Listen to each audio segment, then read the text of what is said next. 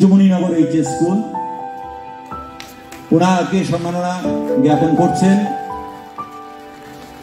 আজকের অনুষ্ঠানের সভাপতি তথা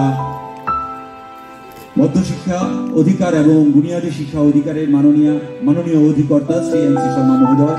পাশাপাশি তিনি সমগ্র শিক্ষার রাজ্য প্রকল্প অধিকর্তা।